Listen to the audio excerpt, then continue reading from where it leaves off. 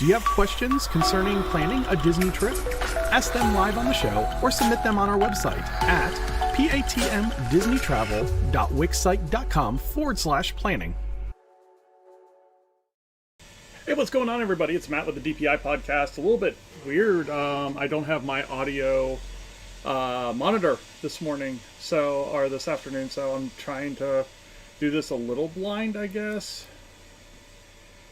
Yeah, I'm just trying to figure everything out. It looks like everything's going through. I just can't hear anything in my ears, which is weird. So another Stream Elements update, and then we get technical issues. So that's always good. A little bit different show tonight because we don't have Peter with Princesses and the Mouse Disney Travel. He's getting ready to get on a plane and come back from Florida. We will be recapping his trip next week. This week we're going to do some news. And then we're going to play a little bit of Lorcana and kind of walk through and talk through as we play. So stick with us. It's going to be a good show. We'll see you here in a little bit.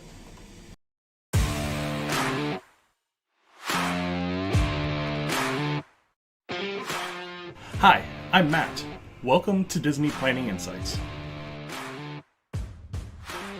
Through creative content and live shows, we explain the hidden details of the Disney experience, so that our clients can execute memorable adventures. Together with Princesses and the Mouse Disney Travel, we have helped hundreds of clients plan, book, and prepare for magical Disney vacations. Let our experience help you avoid common planning mistakes and maximize the enjoyment on your next Disney trip.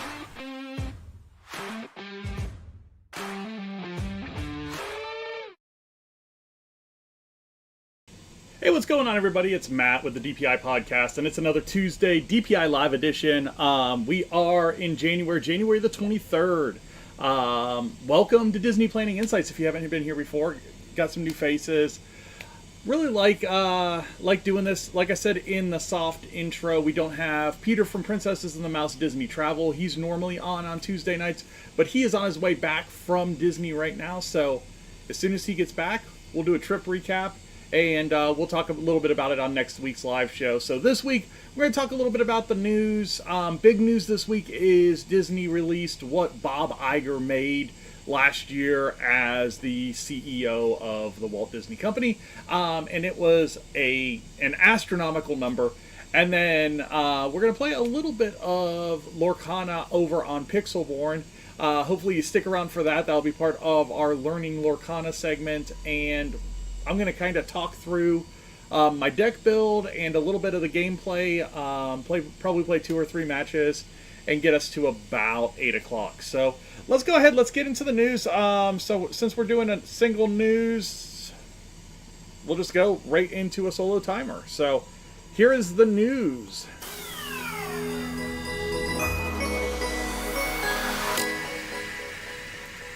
All right, and a lot going on at Disney. As there always is, we've got the closure of Haunted Mansion finally over at Disneyland. That is getting a huge kind of exterior makeover.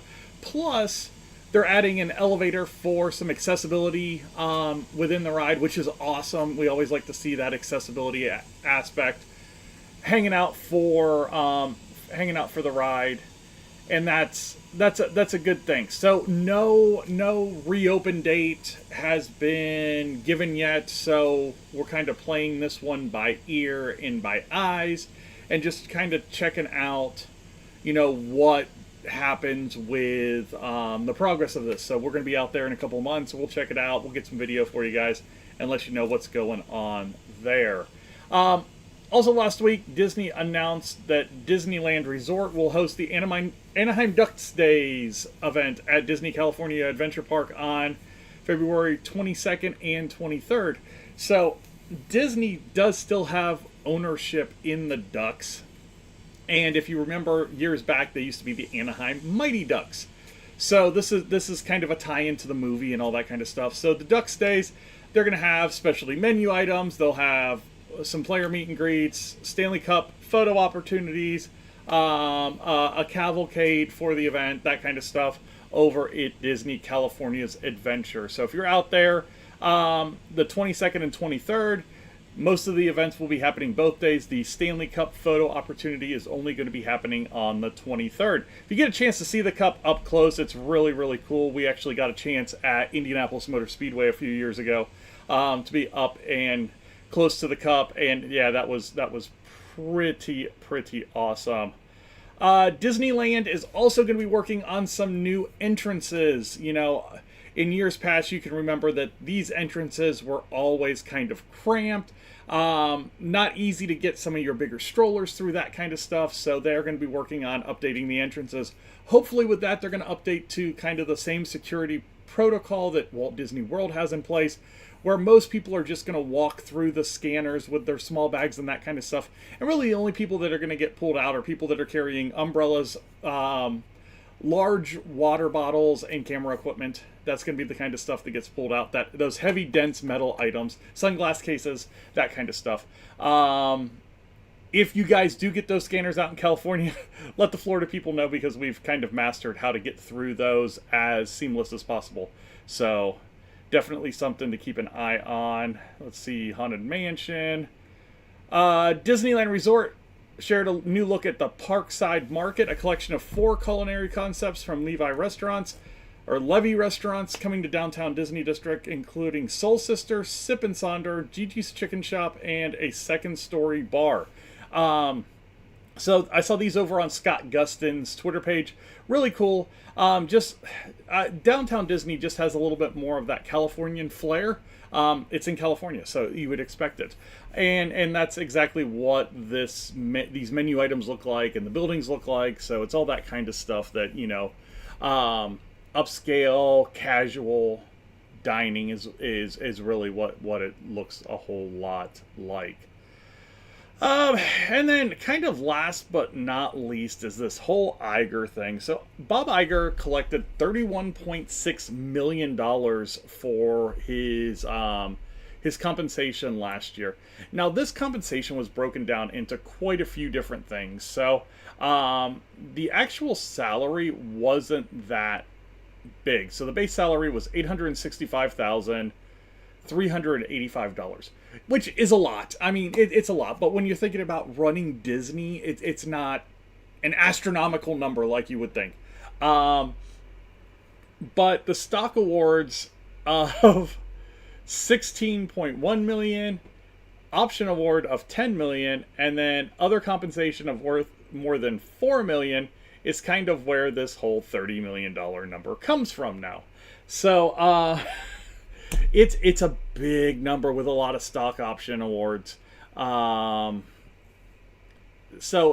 Bob Chapek also made $9.95 million last year.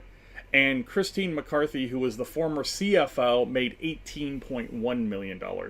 So there is a lot of money going out into their C-level executives, your C-suite executives, if you want to talk about it that way. That is just a ton of money going out to, you know, those top 5 or 6 people. And I'm sure it trickles down into the next couple of layers as well with those, you know, 7 and 8 million or 8-digit salaries. So that's kind of crazy to think about the amount of money that Disney spends on leadership, and then kind of what's happening to the condition of the parks. You know, when I think about what has happened since Iger has taken over. So, you know, let's kind of, Chapek got put into a tough situation. If COVID doesn't happen, I think there's a whole different line of conversation here. But because of COVID, Chapek was put into a situation that was really impossible to succeed in. And he didn't succeed in it. And he kind of met the fate of that situation. But when it came to Iger coming in, Iger was picking up Disney on the rebound. But with that being said, he hasn't done a whole lot to further the parks. You know, we've been looking at the same blue sky projects for 3-4 years now. It's hard. It's a hard argument, because you think Galaxy's Edge opened in 19 for both land and world. So that's the last big expansion for the U.S. parks. We're now 5 years out from that last big expansion. You've got 2 Frozen lands coming in, a Zootopia land that's come in, an unnamed land that's going into Paris that they haven't really given all the details on yet. And now we're coming into what's going to be a major challenge from Universal in Orlando with Epic Universe getting ready to open. Disney now gets behind the 8 ball with the U.S. parks. And it's going to be interesting to see. And I really feel, and we talked about this last week at D23 this year, what is the giant step forward? What is that huge expansion? Is it the redo of Dino Land, which isn't an expansion? It's just a makeover of a very poorly fit area now. Is it the expansion, that Big Thunder Mountain and Beyond project? Is it the Avatar project in Disneyland? Is it all of these projects? I mean, there's a good chance that we could get all 3 of these projects announced at D23 this year. So that's kind of where I sit, is like, how does this actually work out to where $31 million to Iger was worth the money? I think any halfway decent CEO could have come in and taken Disney from where they were when Iger started, again, came back into the company, to where they are now. And it's basically bringing back most of the things that were taken away from COVID. And then now you're kind of back to square one minus fast passes, because dining plans are back, your park hopping's back, almost all the restaurants are back. You don't even have all the restaurants open yet. And now it's the moving forward. How do you move forward? And you look at the other aspects, I'm just talking about the park aspect, but you look at like the film aspect since Iger's been back. Lots of delays. The actor strike didn't help any of that. The writers and actor strike did not help any of that. But lots of delays. The 2 major films that released. Now, Wish was good. I don't think Wish is going to get the credit or the accolades that it deserves as far as animation goes, because it is very much a throwback, a love song to an animation of Disney past. But Quantumania was terrible. The Marvels, I haven't seen it yet. Doesn't sound like it was great. Didn't do anything in the theaters. It's going to be on Disney Plus like next year or next month. We'll see where it goes from there. So yeah, and then, you have the whole majors issue. So you lose Kang, so you've got to recast that. So it's just a lot of bad things going on at Disney right now. And then you've got a CEO that's just making bank. And it's funny because the stock prices don't show it, and that's the scary thing, is that Disney is not the product that it was 4 years ago. Not even close. You're paying a lot more for a lot less. Yet the stock prices are going through the roof because people are still paying a lot more for a lot less.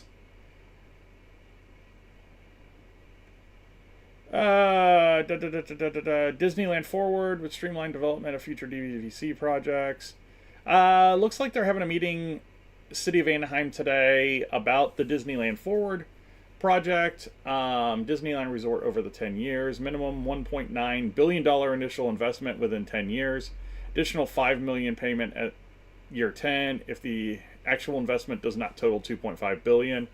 So yeah, so we're getting some stuff from this Anaheim thing. I'll look at it a little bit more in depth going into next week, so Peter and I can talk about it next week.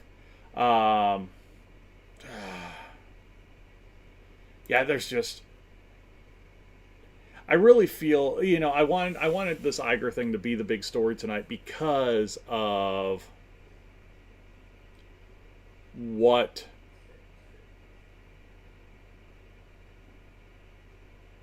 he makes versus what is happening with the quality of the product. And J-Bo,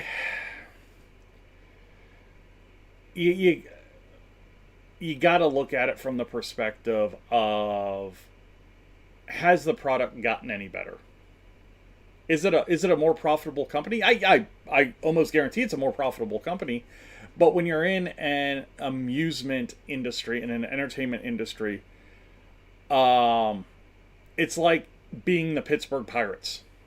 You've got a team, you make really good money, but the product that you're putting out on a daily basis is nowhere near the level of the product that other teams are putting out or other competitors are putting out right now.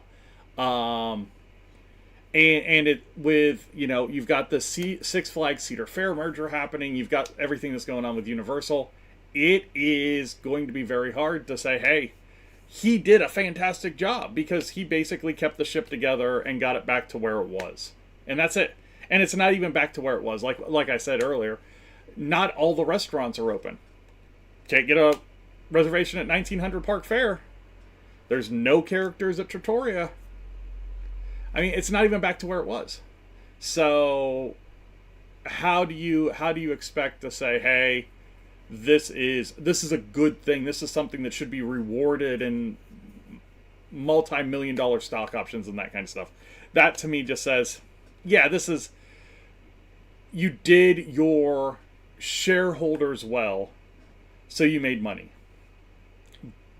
But in the long run, what's it going to do to your product? And that's kind of where I come from on this. Is in the end, you need to outlast your competition. And right now, Disney's not in a good spot to say, hey, we're looking towards the future in the American parks. It's very stagnant right now here in the American parks. So it's my 2 cents.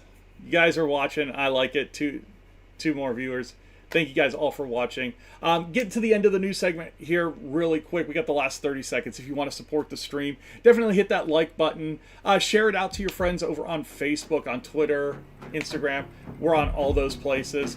And then also, if you look down in the description, there is a tip jar there. If you want to help us out financially, you can do it there as well. So we appreciate anything that you do to help out the channel. We want to continue to bring you high quality content on a weekly basis. So with that being said, this is the end of the news segment, and we are going to jump into a little bit of Lorcana gameplay. So if you guys want to stick around, check that out. We're going to have some fun with that. So give me 1 second. I'm going to change the battery out real quick. That way we have a good battery, and I will be back here in a second.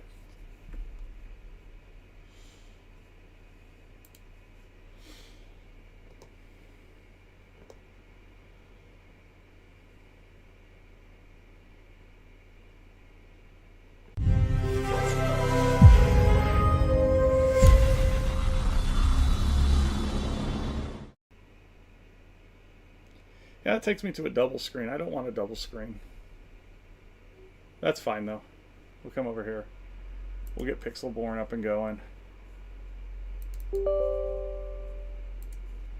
Just give me 1 second here, and we'll get going into some gameplay.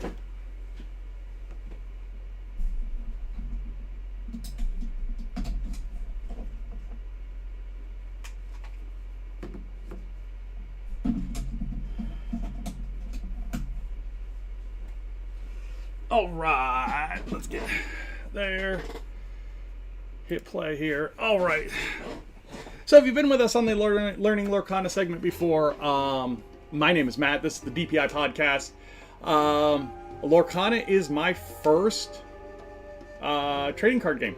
So it's kind of been an interesting journey learning the ins and outs of, you know, playing a game like this and how do you build your own decks and all that kind of stuff. So normally Peter with Princesses and the Mouse Disney Travel would join me here, and we would be talking about, like, you know, just different aspects of the game in general, from gameplay to deck building to a lot of different things. Well, he's down in Walt Disney World right now, so I'm going to jump on Pixelborn over here. And if you haven't been on Pixelborn, it is a gameplay simulator, basically, that you can play with other people. And I'm going to jump in here and play a couple games. Now, I've got a deck built, and we'll talk a little bit about it. It is a Sapphire and Steel deck, and I built it with the intentions of it being a ramp deck, and I'm finding out more and more that I like it more as a mid-control deck. So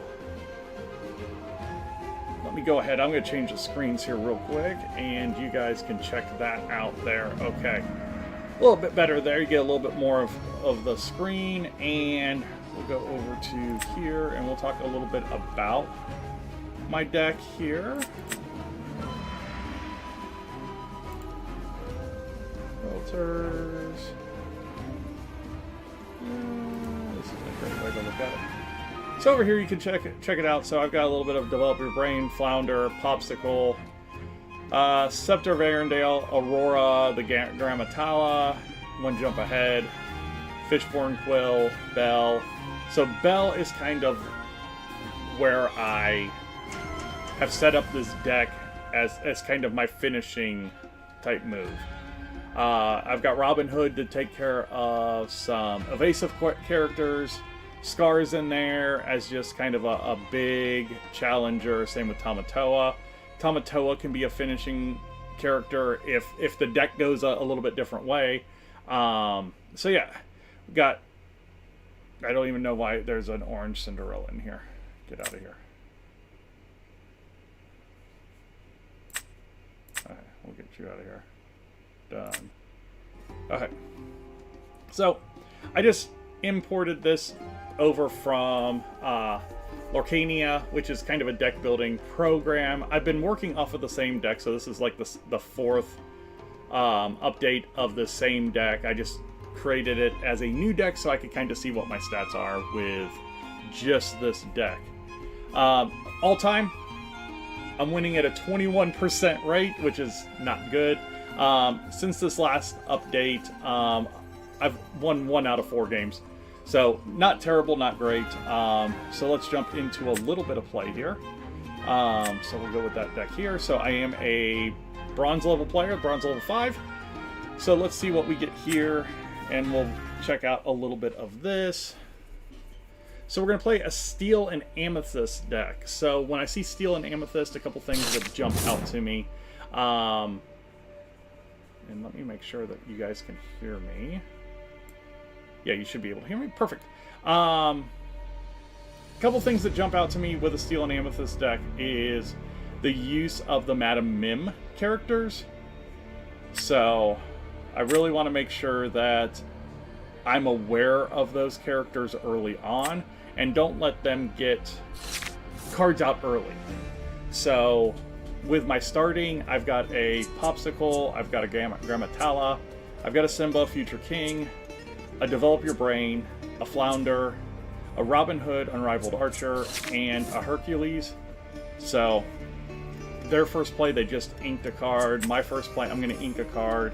Since they don't have anything out, I'm going to put something out that lets me get another card. So the Simba card will let me decide on a card. So I get this Belle in here, which I love playing on my 4th turn. So I'm going to take in this Develop Your Brain. I'm going to go ahead and I'm going to throw that out for right now.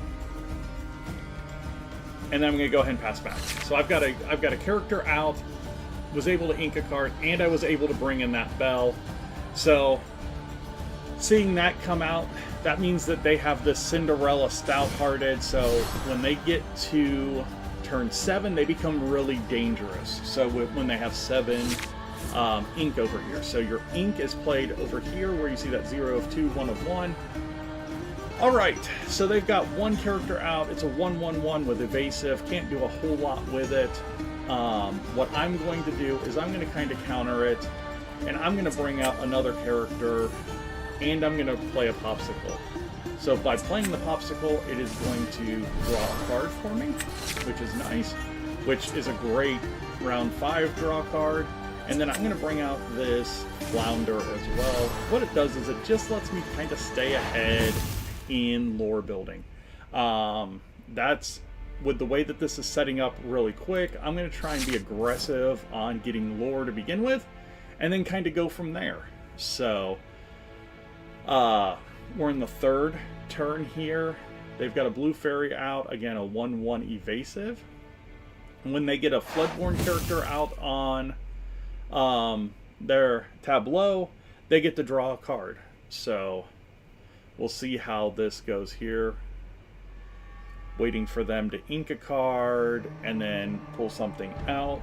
So at 3, very much in play now are going to be like the Madam Mim Snake, the Madam Mim Fox on the next play. They brought out a Tinkerbell, Battle Plans, which this Tinkerbell, when you exert them, you can draw a card instead of gaining lore. So they're trying to make it a card draw game really quick. I'm going to go ahead and I'm going to get out a guard. And I'll go ahead and exert. That way, when you have a bodyguard out, it lets you take that damage to the bodyguard first. You have to deal damage to the bodyguard and get rid of the bodyguard before you can go against any of the other characters.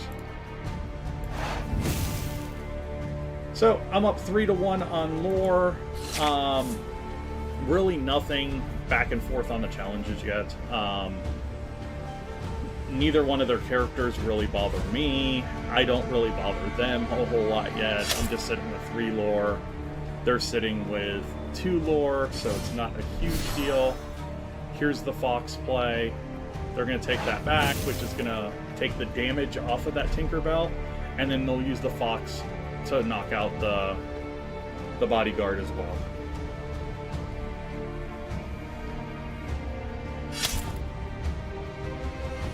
So that eliminates both characters. And now we're kind of sitting back where we were 2 rounds ago, except with a little bit more ink to play with. So, alright. So my 4th round, I get a Scar Mastermind. This is a great card if they've got some bigger cards out there. I don't necessarily see myself needing it right now, so I could either ink that or I could ink the Grammatala. I'm going to go ahead and get this Bell in play. Now my thought process by bringing this Bell in play is I know I've got 3 more in my deck. So what I want to do is I want to kind of force their hand to make them think that I've made this a ramp game, that I'm playing to the Bell. Which I kind of am, but I'm not playing to this one that's out on the table right now. I'm going to play to the next one that comes out. And that's where these beasts are going to come in a lot handier.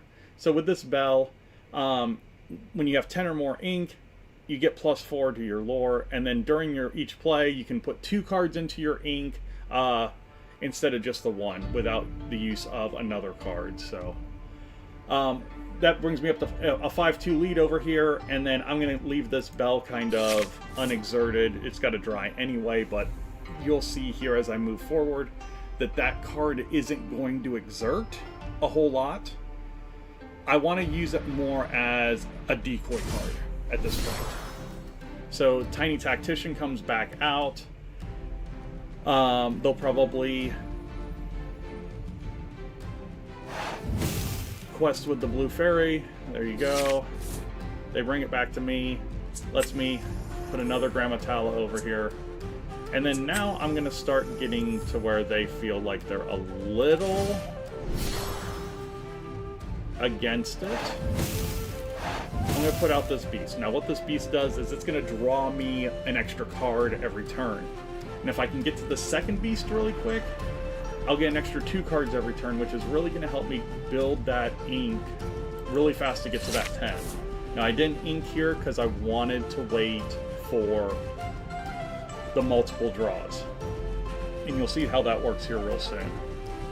Now, one thing that I've got to be aware of is Tinkerbell. I could see a giant fairy come out here real soon, or if they're sitting on a stout-hearted, I could see a stout-hearted come out. Benja's going to take away the popsicle. Benja's able to take away items when he comes into play. And then a friend's on the other side. He is in a dry draw right now. Okay. So, this is kind of like I was talking about. Now I'm in a really good position to where here's my next beast. There's an inkable card. And I've got my next bell ready to go. So what I can do is actually decoy this bell out, go to a 10-4 lead, and kind of see how they play that, knowing that I'm playing the bell out now. So like I said, I've got to watch for a stout-hearted or something like that to come out, because if one of those cards comes out, I'm in really bad shape. A grab your sword, 2 damage across the board. That's going to hurt because that takes out their ability to get multiple draw.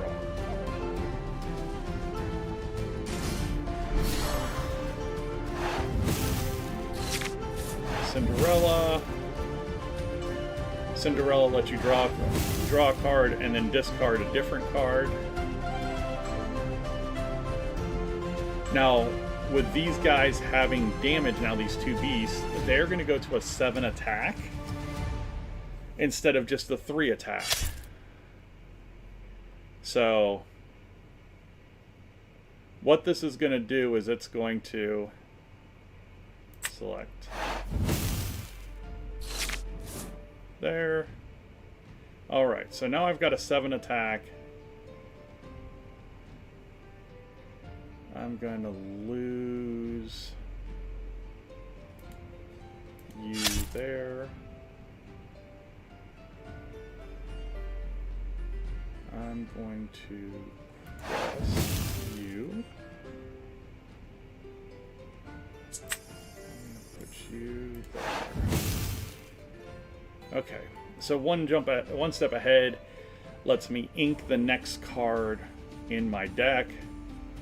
And I really don't want to run into like a whole new world or something like that, because I think they're in trouble right now with their card draw. So I'm going to try and hold off until I see something big come out. I feel like this is going to be a try and get rid of 2 beasts.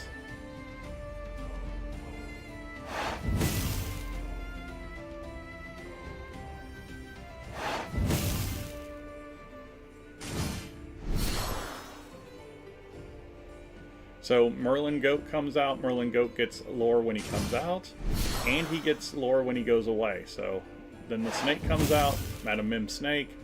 Merlin goes back, and there's another.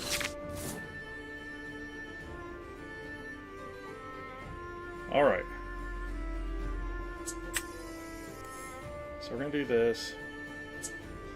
We're gonna bring out my other one. Force a play here.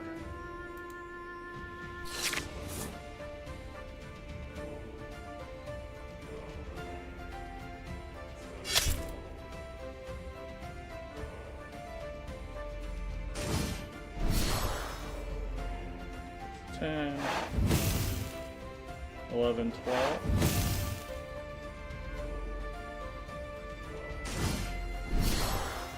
Brings it back 13.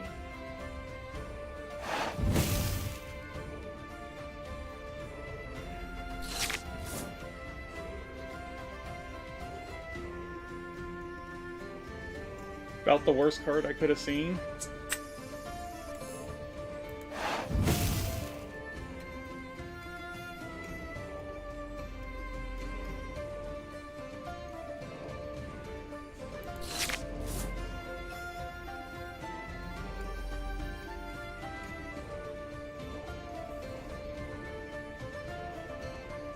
Anything inkable takes me to 10, lets me pull 5 there, lets me go 2 away from 2 away from a victory. They're at a 2 here. That's going to take them to a 15. I know they've got a goat sitting. That can take them to 16. I don't know what their secondary card is going to be.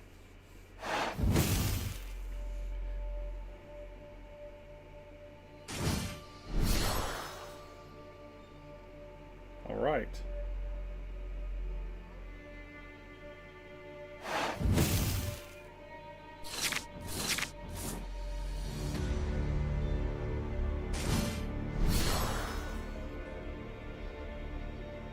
That as a challenger. This actually isn't a bad place for that.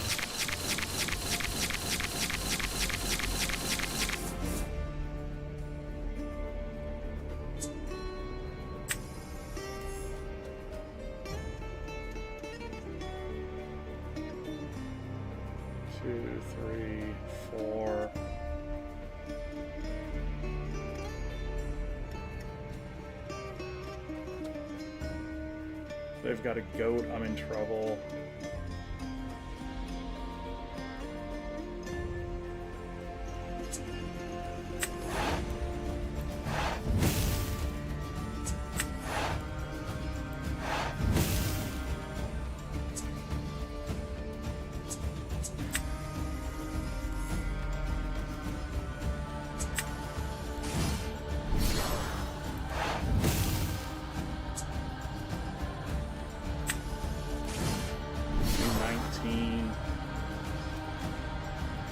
So if they've got 2 goats or a goat and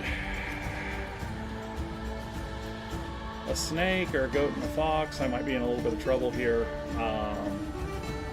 Put myself into a chance that a place to win, but it all depends on what they pulled in that whole new world draw. I mean, that's the one nice thing about where that was, is it gave me the chance to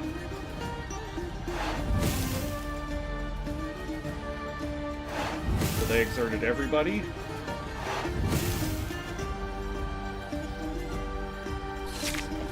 They couldn't do anything else. That gave me a chance to do nothing here, because I can't do anything. Exert 2 characters. They can't ready to start their next turn. You've got a 3. That's well played there.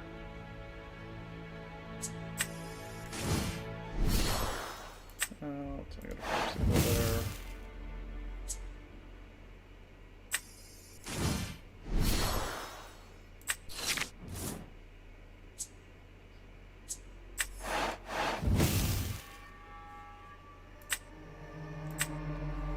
And the touchy mouse strikes again. I actually cannot win here with that 3 sitting there. So give them a well played. Pass it to them and let them finish out the turn.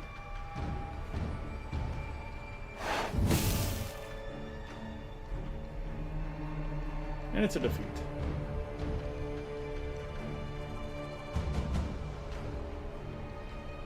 Which kind of stinks, but because that was a pretty good setup to come back into that back side of the game. We'll play one more. Anytime that you guys see anything, definitely put it in the comments. You know, time code it, put it where you saw it, and let me know what you thought about a different move, or how I should have played something a little bit better, or a little bit differently. You know, this is part of learning the game, is figuring that out. So, going up against a Sapphire and Amber deck. So my initial draw here is a lot of low inkable cards with a Tamatoa. I'm going to take the Tamatoa out. And my dreaded opening Musketeer Tabard goes into my opening hand, which always seems to frustrate me. This is where I need like a Fishbone Quill or something relatively early so I can get rid of this stupid thing early on. If I've got out a couple of guards or something like that, a couple of bodyguards, it makes a lot of sense. But first thing in the match, it just doesn't make any sense to play that. So let's see what they do here. If they're going to play, which they do, they play a character, which means that I will counter and do the same thing. And we're basically at a mirror right now. So what I want to watch is I don't want to see them. Yes, it is. You have to learn the cards and you have to read the cards to understand what they do. Because there's things like evasive and guard and resist and all kinds of stuff that go into the game. This has been an interesting learning journey, to say the least. I equate it a lot with like a Texas Hold'em poker type setup, where you're trying to manage risk a little bit in the game, and not necessarily get behind the board or get behind like a betting pattern or something like that. So we have Snow White come out. The Snow White, when you play this character, you can choose to remove 2 damage. It's just a 1 lore character. Really, all the Snow White does is it's got a little bit of extra willpower, so they can take a little bit more on the hit side. I've got a couple of 2 lore characters. I think I'm going to kind of lean to them and just let them figure out what they want to do with that. So, still just kind of mirroring the board to start. Again, don't want them to get out too quick. Don't want them to get like that upgraded Snow White on top or the upgraded Queen on top too early. Depending on what they do here, I may come back with like a Fire the Cannons or something like that, just to manage their side of the board. That way I don't get too behind the turn here. So they use their Snow White to take care of my Flounder, and then when Timon comes in, you can remove 1 damage. They have a Popsicle as well. Are they going to use the Popsicle to remove the other damage?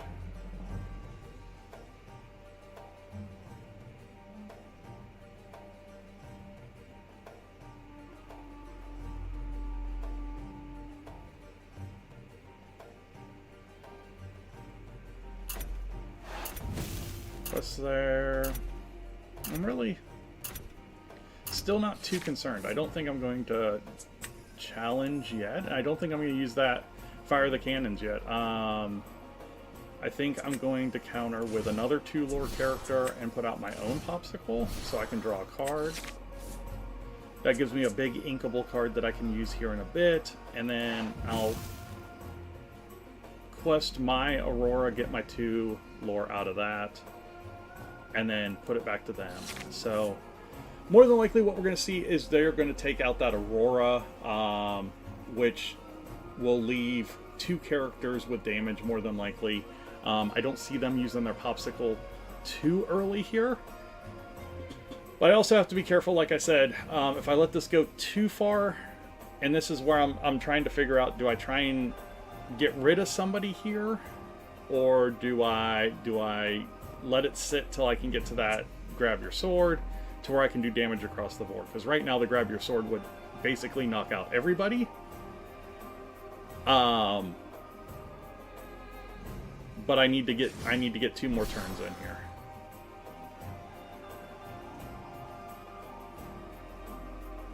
That's an interesting 2 lore play there. So now they've got 5 lore sitting up to my 4 lore sitting. Like I said, I really feel like Aurora's about to be gone. I don't know who they're going to use to do that. They're going to heal Snow White, and then they're going to use Snow White, it looks like. There it is. Then here comes the play here. Okay. That was not how I expected that to go. So, interesting. Okay. So with that being said, I do not have a really good play in the 4. So I'm going to use this to kind of set up my next play here.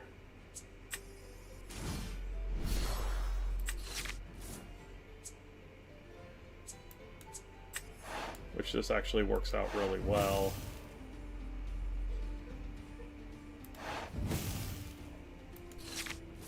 Because I want them to focus on now being 3 behind in lore instead of what I've got going on in my hand, because I am absolutely dead in my hand right now.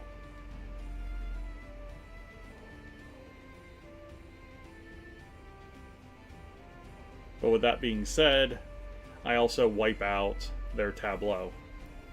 So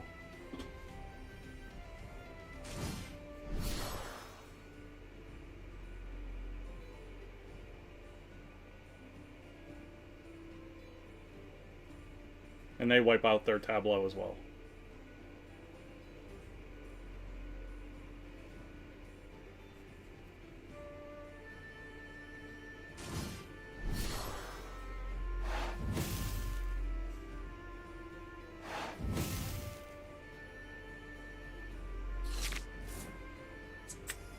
This is fine.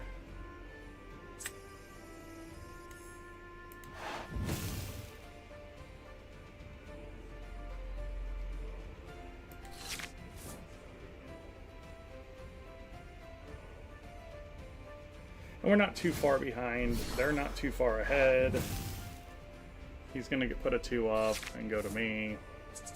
That lets me bring this out.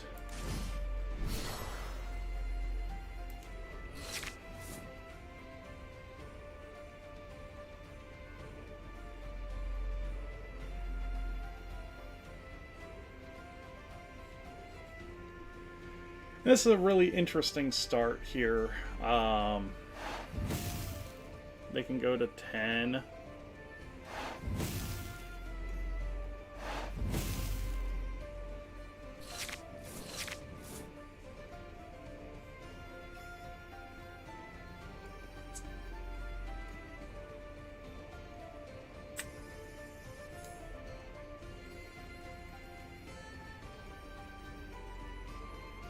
I'll get rid of the guard. Use one of my popsicles to clean him up. Bring this out. And now I'm in the upper hand a little bit here. We'll see what comes out in his play, but with him being really dry in the deck, I'm in a really good spot. Just a 1 lore card. He's going to have to quest here. It's going to let me get 2 cards again. Allow me to do this. Allow me to get rid of him. He's got a 1-2 there. He isn't going to challenge there. And go ahead and bring this out. I'm going to see if I can get another card. I did.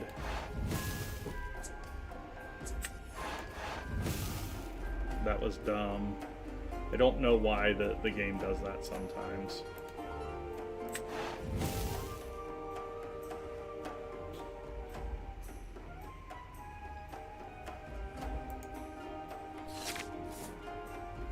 I'm going to force him to play 1 card a hand. Go. I can take damage off of... They took damage off of me.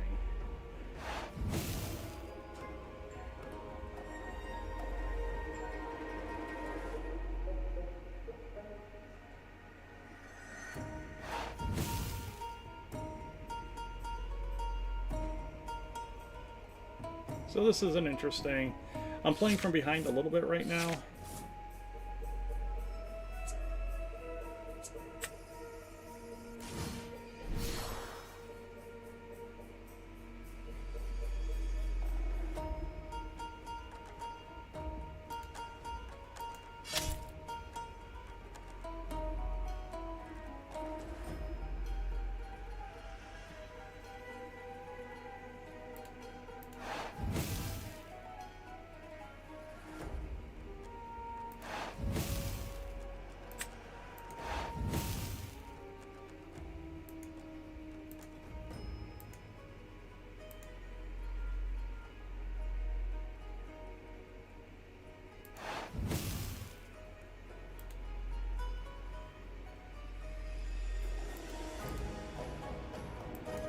Don't know why it won't let me do that. I don't know why it's not letting me attack there, but whatever. We'll see what this plays here. 1 damage.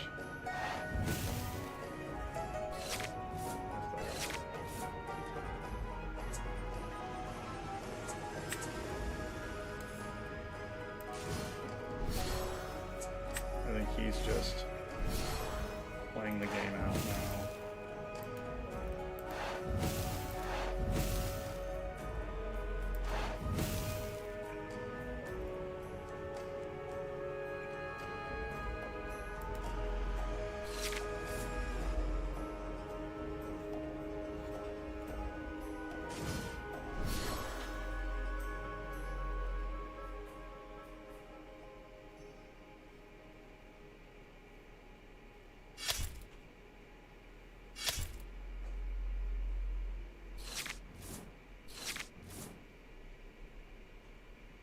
And that's the game. Just, I got him to a point where he couldn't draw any cards, and that ends up being a win for me. So, a little 50-50 there. You got to see a really close one where I ran out of cards in the first game, and the second game where I played more of a control style and controlled the front end of the board, and really caused the opponent to run dry and just draw 1 card at a time, where I was drawing two cards and really being able to just kind of accelerate from a trailing position really quick. So yeah, like I said, if you guys see anything in the gameplay that you think was sketchy, let me know. Put it in the comments. You know, put it in the chat if you're sitting here watching right now. And again, thank you guys all for watching. So for the weekly show, I'm going to go ahead and hit the intro. And for the Lorcana side, I'll chop this out and we will make a segment out of it. So thanks for watching tonight. We will see you guys later.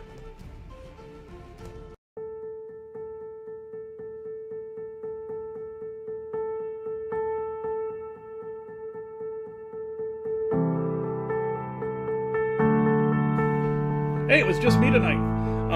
No Peter, he was down at Disney, so next week we're going to recap the show, recap his trip, and we'll talk about all the news and that kind of stuff.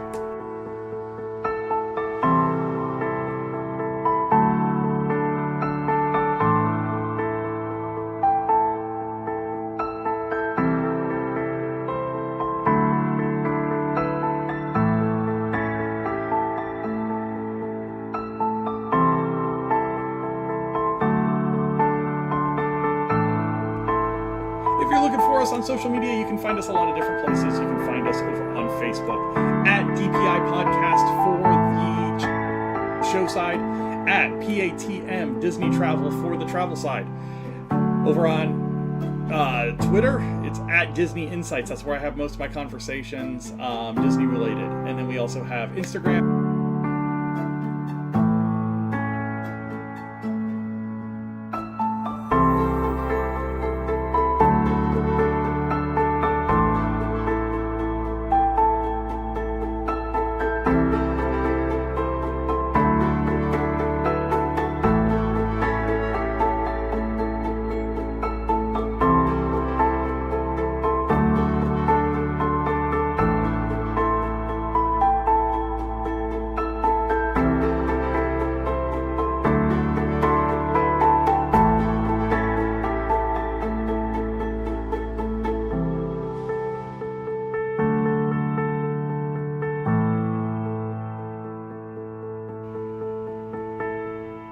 Thank you guys all for watching, liking, sharing, subscribing, everything that you do to support the channel.